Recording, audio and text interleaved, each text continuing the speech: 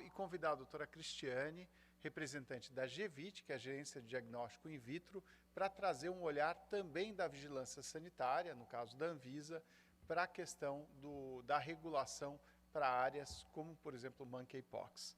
Muito obrigado, doutora Daniela. Fique conosco e a gente já volta daqui a pouquinho. Obrigado.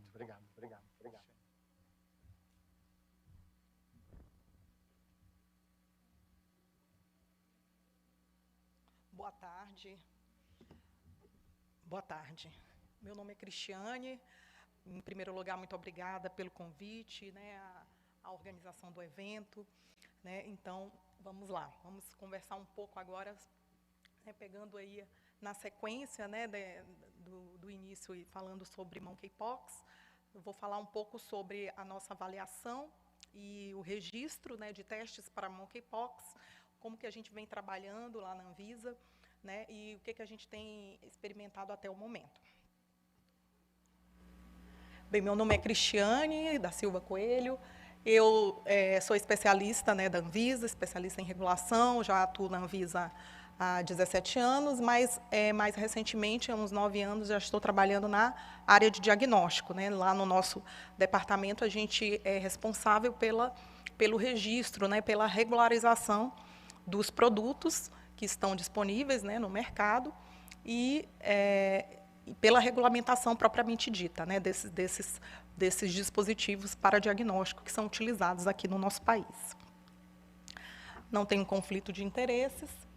Bom, inicialmente, né, não vou me delongar, a doutora Daniela já trouxe todo o histórico, né, da doença, de como a gente chegou até aqui, né, apenas para relembrar que nós, na Anvisa, após todo esse processo que ela mostrou muito bem, esse histórico, né, a gente estava todo o tempo em contato, né, com o Ministério da Saúde, né, com alguns colegas da CGLab, inclusive tivemos reuniões, para a gente chegar no momento do registro do produto, né. Num primeiro momento, nós não tínhamos nenhum pedido, e após a declaração, né, da emergência pela OMS em julho, a diretoria da Anvisa, no dia 26/7, declarou que a gente decidiu que nós íamos analisar os processos, né, as petições que chegassem em prioridade. E, a partir de então, nós viemos analisando esses pedidos que nós tivemos, e no dia 20, né, no último dia 20/9, a gente teve o primeiro produto, né, que foi aprovado, o primeiro teste. Até agora, nós temos aqui mais ou menos esse panorama de sexta-feira. Até agora a gente recebeu 5. Que aponta? Não está apontando. Até agora a gente teve 14 pedidos. Né, apenas 2 foram concedidos, 2 não foram concedidos, e alguns estão em fase de publicação, e alguns 4 nós estamos em exigência, que é o processo quando a gente recebe a documentação e pede uma complementação para a empresa. Então, até agora, nós recebemos apenas 14. Né? A gente até, num primeiro momento, achou que talvez, né, ia ter um grande número de produtos, mas, assim, até acompanhando um pouco também do que a própria doutora Daniela mostrou, né, o número de casos vai também um pouco diminuindo. Então, assim, nós estamos, né, até agora com esse número de 14 petições, 14 pedidos, né, de registro. Falando necessariamente do registro, de como que acontece, o produto para monkeypox, ele segue exatamente os mesmos critérios que os outros produtos que nós regularizamos na área, a gente segue, né, os mesmos critérios técnicos, não é nada diferente, né, não é nada muito diferente. Então, a gente segue esse regulamento, que é a RDC 36, que hoje é o nosso regulamento vigente, que traz todos os critérios necessários para registrar um produto para diagnóstico no Brasil. Os produtos para monkeypox, pela regularização vigente, pela regulamentação vigente, eles seguem o regime de controle e de registro, né? São produtos registrados, produtos que hoje a classificação de risco, a gente tem uma classificação de risco que vai gradativamente 1, 2, 3 e 4, os produtos para monkeypox, eles são classificados como de classe de risco 3, né, que é um risco, um alto risco, né, para a saúde pública. E hoje a gente tem, para regularizar, a gente está utilizando o nome técnico de ortopox, que a gente acabou colocando o nome mais genérico, mas é o nome utilizado para todos os registros de monkeypox. E quais são esses critérios? De modo geral, inicialmente, os critérios que a gente utiliza para regularizar um produto, a princípio, o primeiro passo é que esses pedidos, têm que ser solicitados por empresas, sejam importadores, sejam fabricantes, que já têm autorização na Anvisa. Então, são empresas que já são autorizadas, elas já são autorizadas, então só quem pode solicitar é um importador ou um fabricante. E, no caso de produtos importados, é necessário que tenha uma autorização legal, né, do fabricante no exterior. E todos esses produtos, eles precisam ter, a unidade fabril, né, precisa ser certificada pela Anvisa, devido à classe de risco. Então, esses produtos, eles precisam ter a unidade fabril onde o produto é fabricado, seja no exterior, seja no Brasil, precisa estar certificado pela Anvisa. Bom, o dossiê técnico, eu trouxe aqui o que a gente avalia, né, quais são os critérios, quais são os requisitos que nós avaliamos dentro de um pedido de registro. Né, aqui nós temos alguns itens, a descrição do produto, as imagens do produto, gerenciamento de risco, o estudo de desempenho, que eu vou tratar mais à frente, com detalhes, estudo de estabilidade, rotulagem, instrução de uso e o processo de fabricação. A gente vai tratar mais especificamente do estudo de desempenho, que é aquilo que normalmente demanda um maior trabalho por parte da empresa, né, que tem a ver com o desenvolvimento do produto, que são os requisitos técnicos, né, mais importantes. Bom, para o estudo de desempenho, e especificamente no caso de monkeypox, que tem uma certa particularidade, que a gente entende como extremamente importante, é a caracterização das amostras, né? As amostras que são utilizadas para realizar o estudo de desempenho, para realizar o estudo, né, de sensibilidade, especificidade do produto, é necessário que essas amostras estejam muito bem caracterizadas. E é necessário todos esses estudos, exatidão, precisão, são estudos que já fazem parte do escopo de um estudo, de um dossiê técnico de um produto, inclusive, e isso harmonizado com outros países, né? É o que a gente já tem desde 2015, o nosso regulamento, então a gente já tem esses critérios já estão postos, né? Então, todos esses estudos de exatidão, precisão, sensibilidade e especificidade, tanto analítica como clínicas, em se tratando de um produto que é de classe de risco 3, e a validação, né, do procedimento, né, de como esse estudo foi validado, a reatividade cruzada, que é um ponto importante no caso de ensaios de monkeypox, é um ponto bem importante que eu vou abordar mais à frente, e a sensibilidade e a especificidade clínica. Bom, em se tratando das amostras, o que é bem importante no caso dos produtos de monkeypox, a gente está utilizando para validar, né, um estudo, para validar um produto, a gente está utilizando apenas amostras das lesões, porque já existe o entendimento, né, na literatura, de que essas amostras elas são mais fidedignas, até porque a carga viral, muitas vezes outras amostras não refletem, né, a realidade. Às vezes os pacientes só vão procurar o cuidado clínico justamente quando aparecem as lesões. Então, às vezes, a utilização de outras amostras, elas podem ser um pouco limitadas.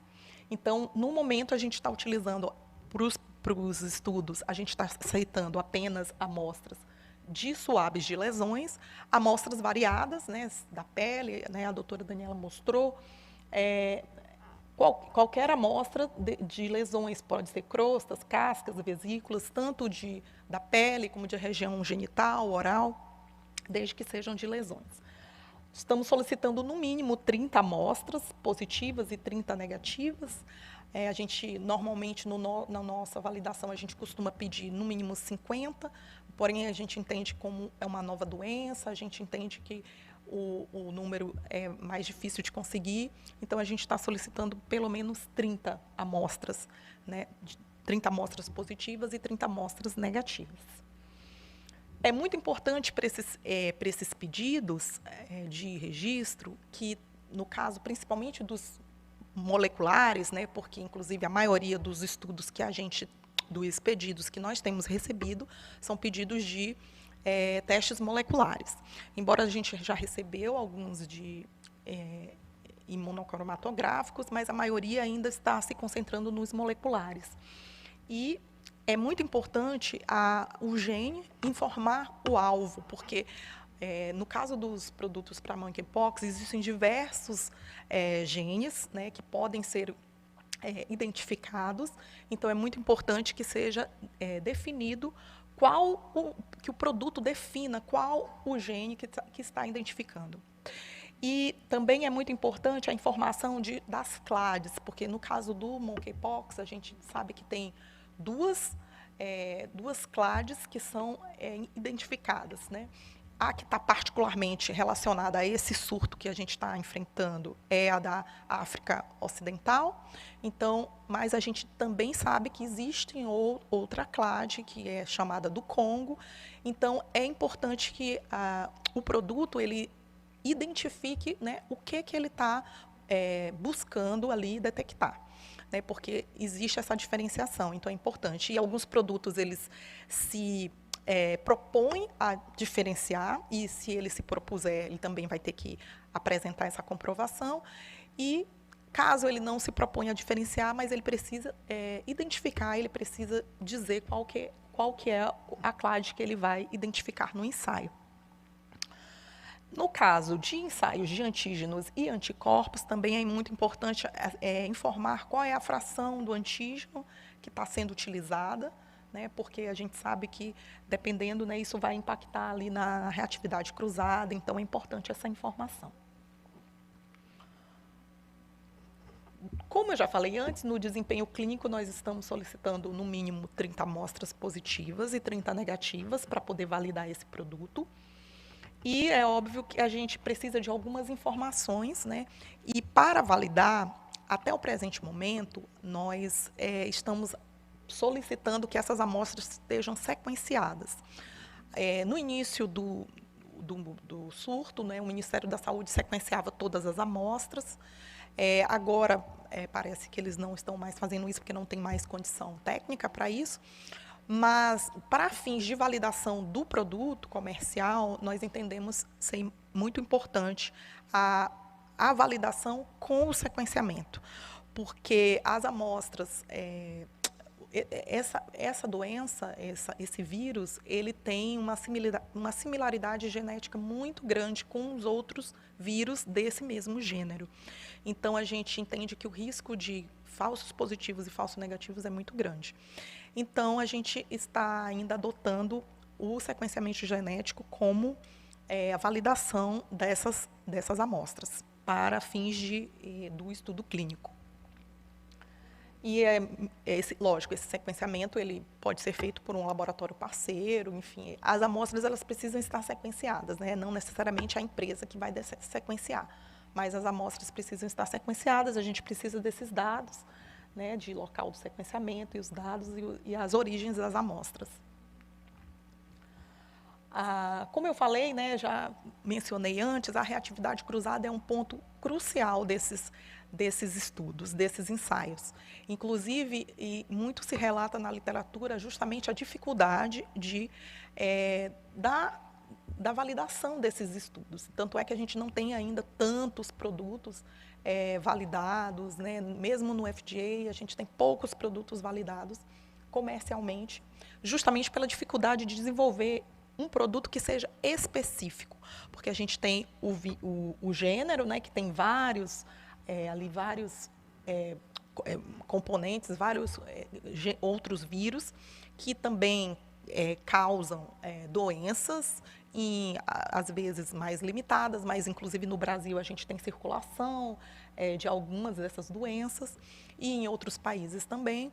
E a gente sabe que justamente essa proximidade da genética desses vírus, eles trazem a dificuldade de um diagnóstico específico. Então, muitas vezes, é difícil chegar no diagnóstico específico justamente pela facilidade de hibridização cruzada que ocorre.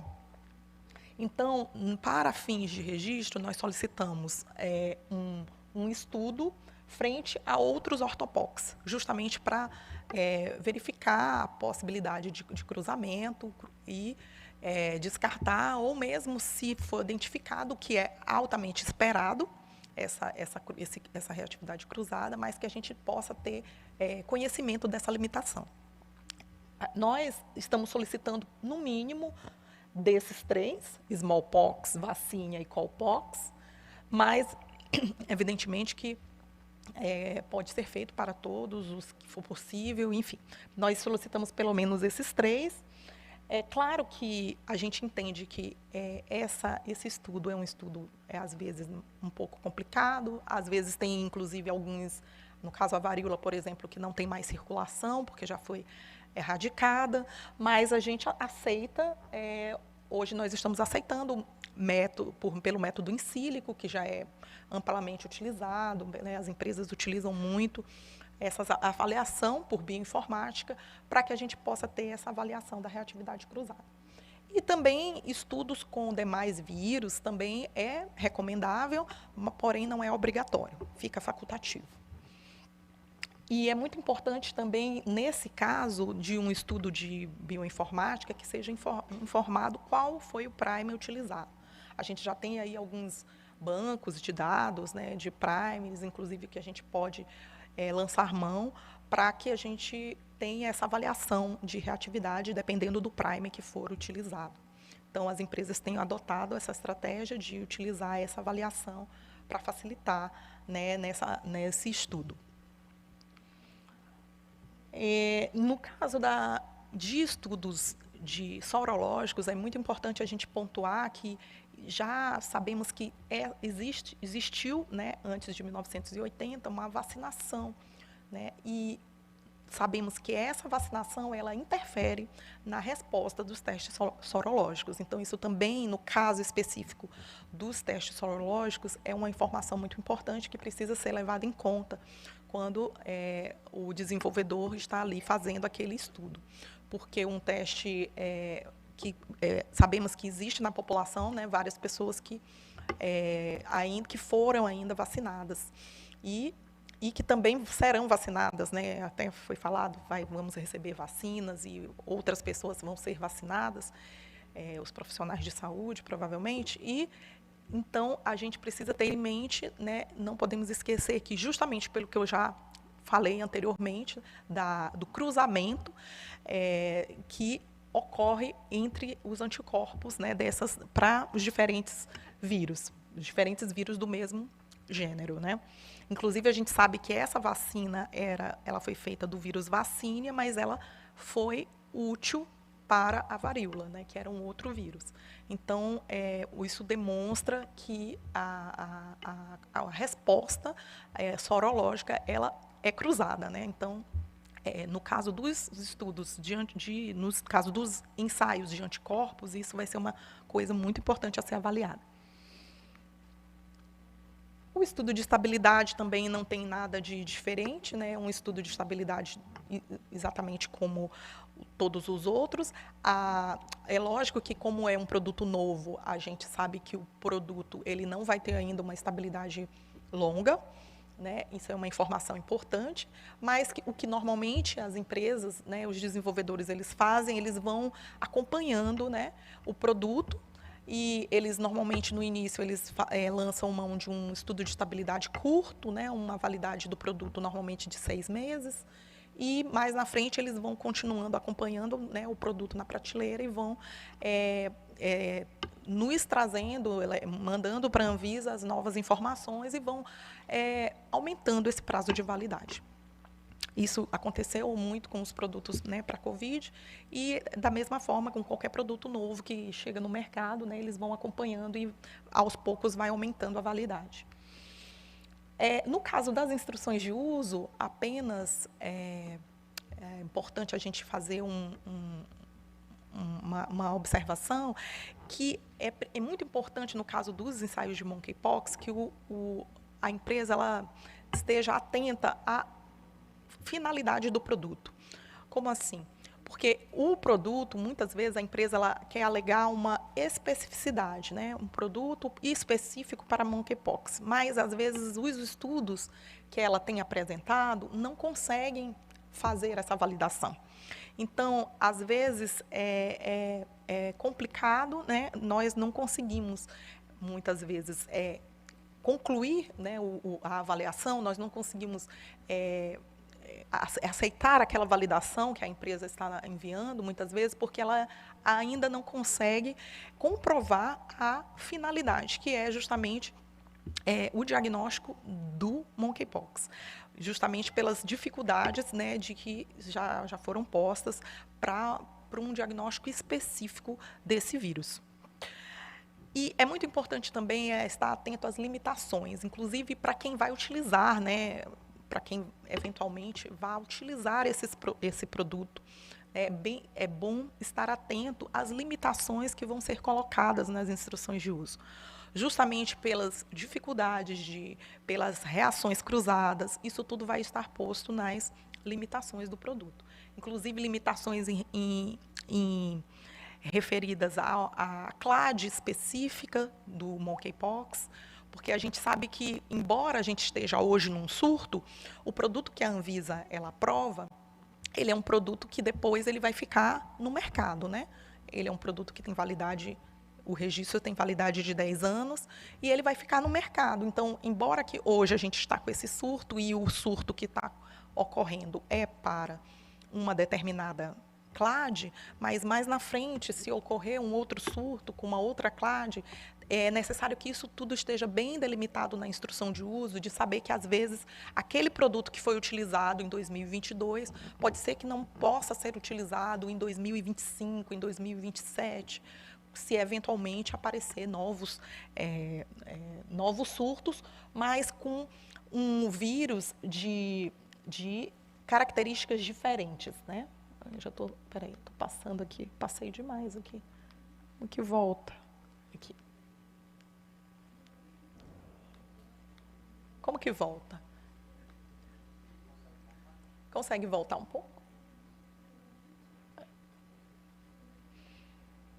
Então, é importante que a gente esteja atento às limitações que estão colocadas na instrução de uso do produto. Agora tem que ir para frente, né?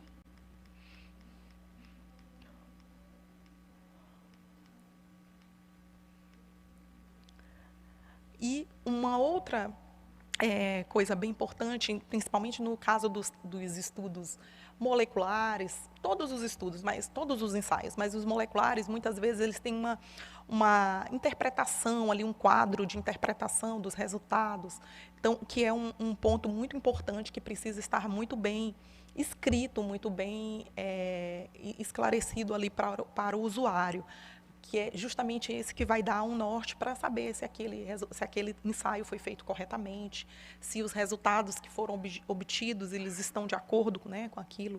Então, isso são pontos que eu achei importante a gente frisar, que devem estar muito bem escritos nas instruções de uso de um produto para monkeypox. Então, de modo geral, nas conclusões, fazendo um resumo daquilo que eu pude trazer aqui, hoje a gente tem um número pequeno de solicitações, nós temos trabalhado todas em prioridade. Assim que chega, a gente já faz a análise, já coloca em análise, estamos fazendo as análises da forma mais célere possível. Normalmente, são processos, como são processos novos, muitas vezes quase sempre carecem de mais informações por parte das empresas. Mas, de modo geral, o produto, o mais importante de um produto de monkeypox, os pontos mais importantes a serem levantados é a questão realmente do estudo clínico, né, da avaliação clínica de sensibilidade e especificidade, dando um cuidado, uma atenção especial para as amostras, né. A caracterização das amostras é um ponto crucial desse produto. As amostras precisam estar bem caracterizadas, sequenciadas, né, para que a gente possa ter certeza de que esse produto utiliza amostras verdadeiramente positivas. E ainda um destaque muito importante para a questão da possibilidade de reatividade cruzada, para que a empresa ela precisa, o máximo possível, trabalhar o produto para que essas questões que existem, que são esperadas, possam ser trabalhadas de modo que é claro que, por mais que tenha a reatividade, é importante que a empresa tenha o conhecimento, né? O mais importante é conhecer em que medida aquele seu produto consegue ser específico, ou se ele tiver alguma limitação, que essa limitação possa estar bem definida e bem conhecida por ele e principalmente pelo usuário que vai utilizar, que vai pegar aquela instrução de uso, utilizar aquele produto e utilizar para aquele diagnóstico. E, então, em relação aos testes de antígeno e os testes sorológicos, a Anvisa ainda não tem nenhum registrado. Já houve alguns pedidos, mas ainda alguns estão ainda em exigência, outros não foram concedidos. Mas a gente entende que, até o momento, a recomendação ainda está um pouco limitada do uso desses ensaios, mas a gente sabe que, às vezes, é uma questão de tempo, as empresas elas estão trabalhando para isso, elas estão desenvolvendo. Mais à frente, a gente pode ser que a gente tenha aí ensaios de antígeno, ensaios sorológicos também sendo aprovados e sendo utilizados. Bom, acredito que fico por aqui. Era isso, muito obrigada mais uma vez aí pela oportunidade.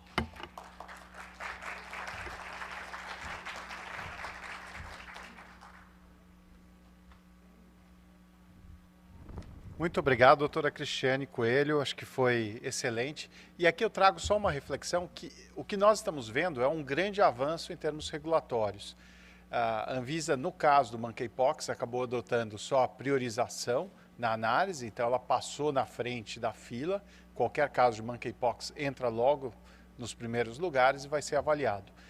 Nós não chegamos a ter, como foi no caso do Covid, uma avaliação de uso emergencial, em que você tinha um período menor. E isso é muito um critério de emergência e urgência.